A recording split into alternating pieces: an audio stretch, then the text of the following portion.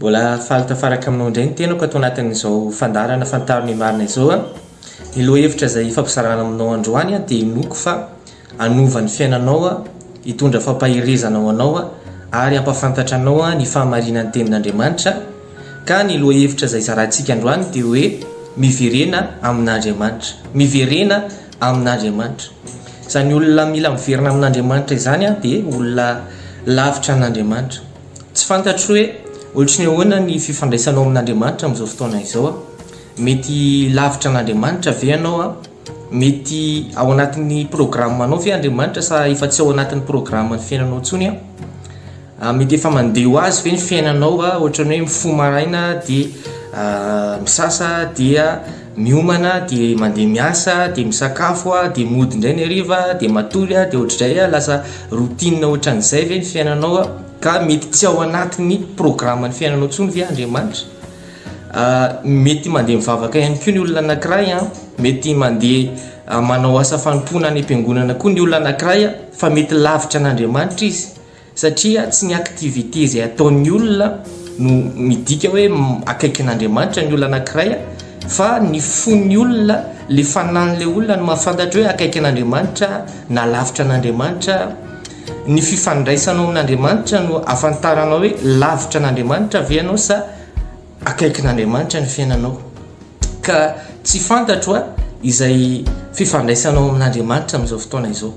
Fa ninona mety karazana fifandraisana anananao? Mety lavitra an'Andriamanitra ianao na mety mangatsiaka ianao, mety lasa matoritory ny ara-pananao, mety varim-bariana ny fiainam-pananao, mety lasa nisitaka tamin'Andriamanitra ianao dia mbola afaka hiverina indray ianao androany. Ary izay indrindra mahatonga ny tenin'Andriamanitra androany ity hoe miverena amin'Andriamanitra. Tenin'Andriamanitra ao amin'ny Joela 2:2 sy 7 dia mivaky toy izao amin'ny anaran'i Jesosy hoe koa na dia ankehitriny aza hoy Jehovah miverena amiko amin'ny fonareo rehetra ary amin'ny fifadikanana sy ny fitomaniana ary ny fitarainana ary ny fonareo ny triatriaro fahazan'ny fitafianareo ary miverena amin'ny Jehovah Andriamanitra eo fa mamindra fo sy miantra izy maharo-po sady be famindram-po ary manenina ny amin'ny loza. Koa na dia ankehitriny aza hoy izy Andriamanitra dia miverena amiko ianareo izy dia azan'ny fitafianareo ny triatriarina izy fa ny fonareo. Mbola afaka miverina amin'Andriamanitra isika na dia androany aza. Mety tsy haiko ihany koa ny zavatra misy aminao na mety efa manomboka miarava ny fiainanao dia tsy hitanao intsony izay atao.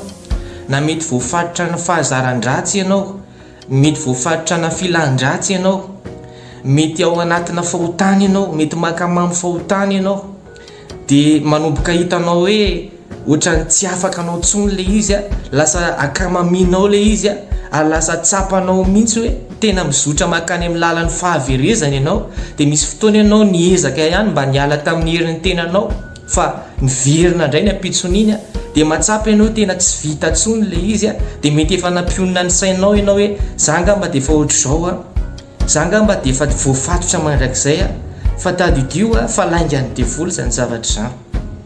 Mety ihany koa ao anatina fiainana ianao, mety miaina ao anatina fiainana tsy milamina ianao, mety miaina ao anatina tsy fahamarinana ianao, mety ao anatina olana tsy mety afaka koa ianao dia mety efa nanomboka nampionina ny tenanao sy ny sainao ianao hoe ny zanga mba dia efa ohatran'izao foana ny fiainako efa tsy afaka niova satria efa niezaka niova fa tsy nety niova ny fiainako fa azadino fa ny tenin'Andriamanitra dia milaza hoe ny zavatra izay tsy hain'olona ozy izy dia hain'Andriamanitra atao.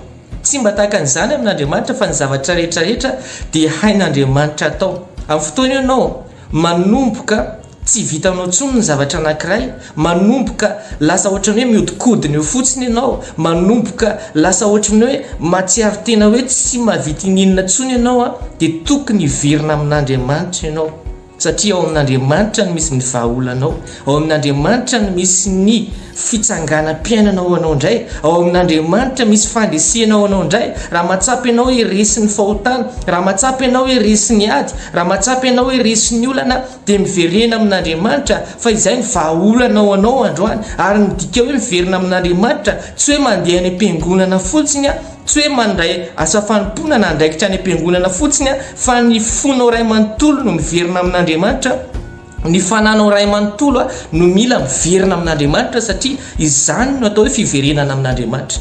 Ten'Andriamanitra any amin'ny Joba 2:20 dia milaza hoe raha miverina amin'ny tsy toy ianao izy dia hiadana ary averina indray amin'ny loany ny fiainanao.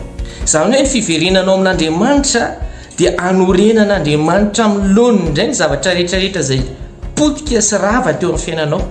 Rehefa manomboka ianao manapa-kevitra ny hiverina amin'Andriamanitra dia afaka ny hiverina amin'ny loany ny zavatra izay mikorotana, ny zavatra izay simba sy ny ravahin'ny devoly teo amin'ny fiainanao ary mbola misy azo antenaina tsara ny fiainanao.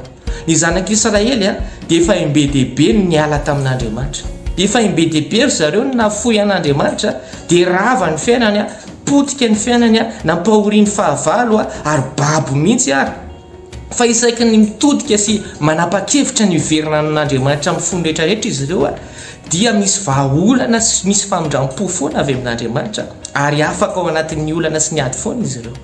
Ka androany mbola tsy tara koa, mbola tsy tara ihany koa ianao.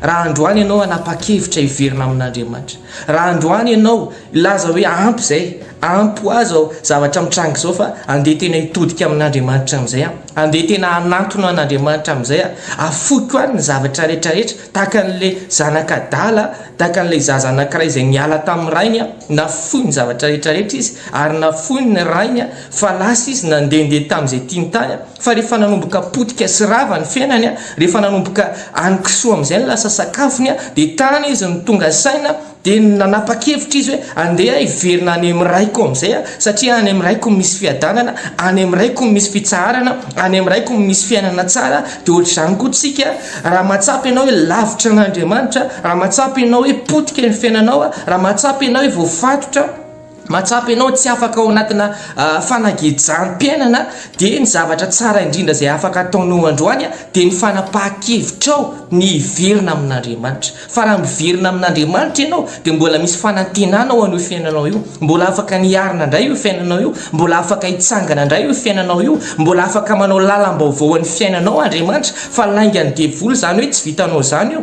laingan'ny devoly izany hoe ohatry ny foana ianao mandrakizay, laingan'ny devoly izany hoe voafatotra mandrakizay ianao, laingan'ny devoly izany hoe tsy afaka anao mandrakizay io fahotana io. Fa raha miverina amin'ny Jesosy amin'ny fonao rehetra ianao dia mbola afaka ho afahan'i Jesosy io, afaka ho tapahan'i Jesosy io, fa matorana io fiverenana ny takian'Andriamanitra aminao androany. Amaranako ny ten'Andriamanitra androany dia ny ten'Andriamanitra ny amin'ny Isaia 5:17 hoe aoka ozy izy ny ratsy fanahy afoy ny lalany ary ny tsy marina afoy ny heviny ka hiverina amin'Andriamanitra ireo fa amindra fo dia amindra fo aminy tokoa izy. Mitaky fahafoizana ny fiverenana amin'Andriamanitra. Rehefa manapa-kevitra ianao tena hiverina amin'Andriamanitra amin'ny fonao rehetra ary afoy an'ireo izay zavatra manakana anao tsy hiverina amin'Andriamanitra dia hiverina ny fiainanao, hiverina amin'ny loany ny zavatra rehetrarehetra. Fa afoy izy aloha izay sakatsakana, izay zavatra tsy ahafahanao tena hiverina amin'Andriamanitra dia manantona an'Andriamanitra fa mbola mihaino anao indray Andriamanitra, mbola hamindra fo aminao indray Andriamanitra ary amela ny heloko rehetra izy ary amme famonjena ary anangana ny fiainanao indray izy. Izay ny fandaharantsika tamin'ity androany ity. Kasitrano ianao nanaraka hatramin'ny farany dia mirary soa samy tahin'i Jesosy daholo.